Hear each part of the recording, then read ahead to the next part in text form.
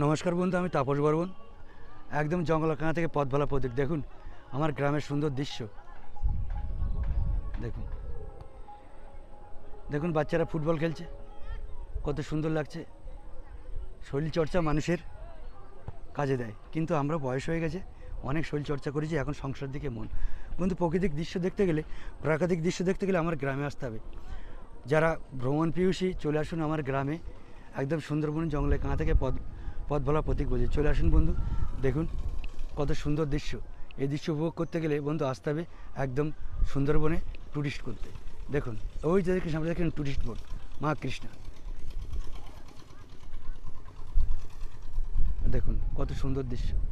যারা ভ্রমণ প্রিয়সী তাদেরকে আমি বলবো তারা চলে আসুন একদম সুন্দরবনের জঙ্গলে।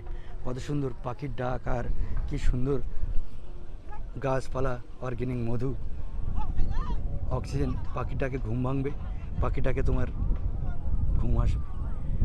আপনারা যে অক্লান্ত পরিশ্রম করছেন, ইন্টারনেটের যুগে ইন্টারনেটের সঙ্গে খেলছেন, একটু হাঁপ ছাড়ার জন্য চলে আসুন আমার এই গ্রামে। দেখবেন অক্সিজেনে ভরপুর, আর ফ্রি মাইন্ডে আপনি যখন সুন্দরবন ভ্রমণ করে যাবেন না, আপনার মনে গেঁথে থাকবে এই দৃশ্যগুলো।